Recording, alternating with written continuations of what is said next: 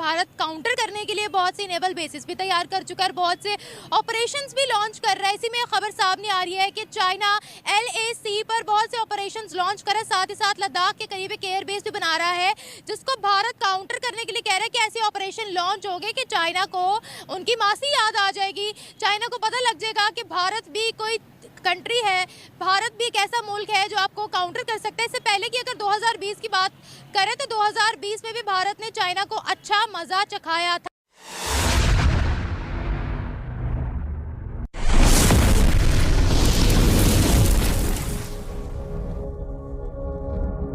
China को फिर से खुजली हो गई है दोस्तों, और चाइना की नेवी फिर से भारत की नेवी से टक्कर लेने के लिए अब ये कर क्या रहे हैं ना, मैं आपको बताता हूं। इन्होंने 3 शिप्स अपने दोबारा लॉन्च कर दिए इंडियन ओशन के रीजन में। ये शिप्स क्या करते हैं? ये वो शिप्स नहीं है जो आप समझ रहे हैं कि उसमें मिसाइल होगी, बम पटाखे। नो, ये सर्वे शिप्स हैं। ये कर रहे हैं कुछ ना कुछ, और क्या कर रहे हैं ये मैं आपको बताऊंगा। जैसे कि समुद्र का वो होता है ना, जो the floor of the sea, the bed of the sea, ये लोग उसको मैप कर रहे हैं। और क्यों मैप कर रहे हैं? चलिए सबसे पहले मैं आपको बताऊंगा कि मैटर क्या है, ये कौन कौन से जहाज हैं, उनका नाम क्या है, कहां कहां पे एक्टिव हो रहे हैं, और किस तरीके से ये पूरी की पूरी जो प्लानिंग है ये भारत के खिलाफ है दोस्तों। ये देखिए, सबसे पहले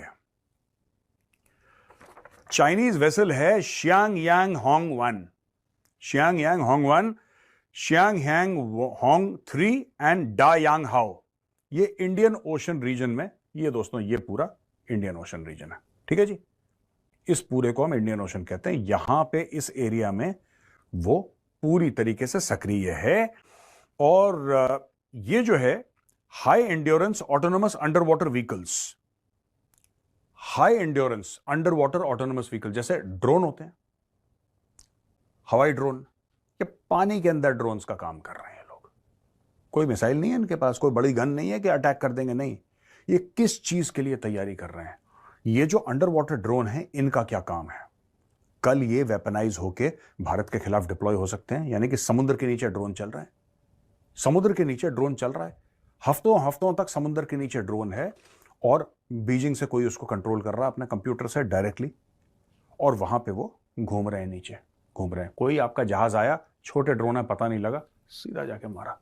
ये एक पॉसिबिलिटी है। दूसरी पॉसिबिलिटी है कि ये तकरीबन 12 किलोमीटर नीचे तक, समुद्र बहुत गहरा होता है दोस्तों, 12 किलोमीटर नीचे तक ओशन बेड्स को ये मैप कर रहे हैं फ्यूचर सबमरीन ऑपरेशंस के लिए। यानी कि भारत के जो नेवल बेसिस हैं दोस्तों, यहां पे देखिए, ये भारत के नेवल बेसिस यहां पे, या भारत के नेवल बेसिस यहां पे है ना, INS जटायु, INS जटायु तकरीबन यहां पे है, तकरीबन यहां पे है भारत के नेवल बेसिस। यहां पे इस पूरे एरिया में जो भारत के नेवल बेसिस हैं, राइट, और ये जो पूरे अंडमान आइलैंड्स हैं, ये यहां तक आते हैं एक्चुअली। ये सिर्फ ऐसे नहीं छितरे हुए हैं, ये थोड़ा सा यहां तक भी आते हैं।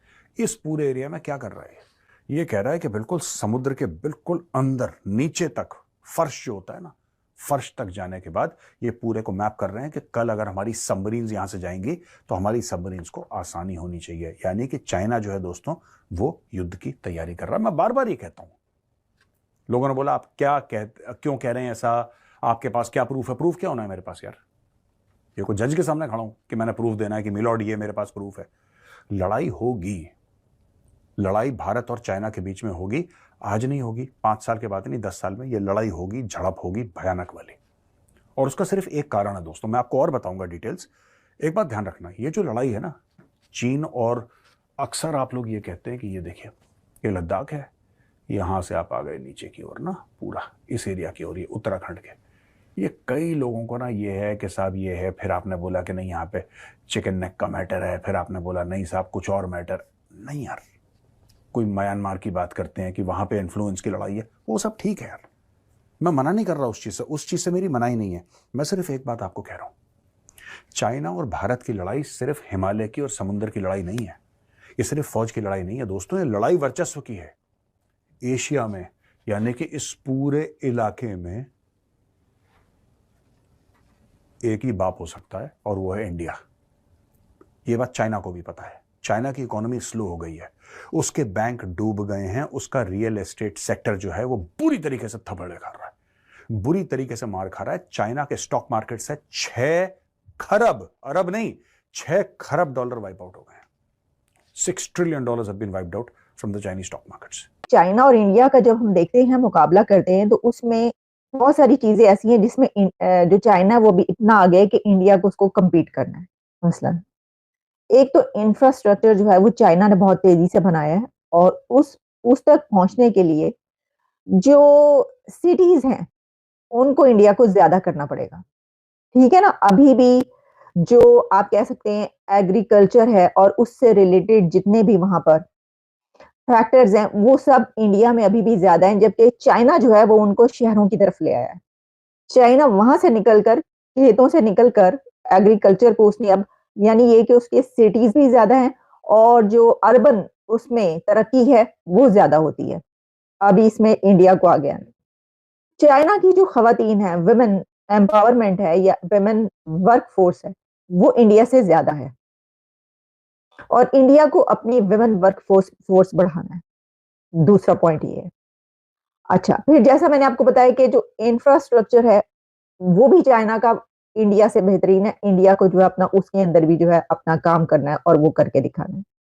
अच्छा, अब जब जॉब्स का भी मसला है, क्योंकि इंडिया जो है वो दुनिया की दी मोस्ट पॉपुलेटेड कंट्री है, यानी कि सबसे ज्यादा आबादी, पॉपुलेशन जो है वो इंडिया की बन चुका है। इंडिया ये सबसे बड़ा मुल्क दुनिया का, ऐसा चाइना पीछे रह गया उसके अंदर। तो इतनी बड़ी आबादी में आपको तमाम लोगों को एम्प्लॉयमेंट प्रोवाइड करनी है। ठीक है जी। तो एम्प्लॉयमेंट जो प्रोवाइड करने का वो है, यानी कि जॉब्स क्रिएट करना, वो भी जो है वो अभी इंडिया ने करना है, उसको वो भी करना पड़ेगा। ये तमाम जितने भी नौजवान हैं, जितने भी बेरोजगार हैं, उनको वो जॉब्स उनके लिए क्रिएट कर सके। ये कोई आसान काम नहीं, पूरा मैकेनिज्म चाहिए 1.5 अरब आबादी के लिए जॉब्स क्रिएट करना। तो 1.5 अरब आबादी में जॉब्स जो सबको मिल जाए वो आसान काम नहीं है, इसकी बड़ी एक मैकेनिज्म है। अच्छा, उसमें जो है वो चाइना ने उसमें भी वो काम काफी ज्यादा किया है। चाइना और इंडिया के बीच एक बड़ा फर्क ये है जिसमें कि इंडिया को मार्जिन है कि चाइना की आबादी जो है वो है ओल्ड एज पॉपुलेशन। इंडिया दुनिया का वो वाहिद कंट्री है कि जहां पर उसकी जो पॉपुलेशन है वो 60% जो है वो तमाम पॉपुलेशन है जो कि 35 इयर्स बिलो है, नौजवान। तो कहा ही जाता है, यानी रिपोर्ट में ये बताया गया है कि कोई भी कंट्री दुनिया का जहां पर उसकी पॉपुलेशन ऐसी बन जाए कि एक तो इतनी बड़ी आबादी हो, दुनिया की सबसे बड़ी आबादी बन जाए, और उसमें उसकी जो यूथ हो वो उसका 50% से ज्यादा उसकी तादाद हो और वो अपना किरदार अदा कर रही हो, रोल प्ले कर रही हो, तो फिर ऐसा हो नहीं सकता कि उस कंट्री को कोई आगे बढ़ने से रोक सके।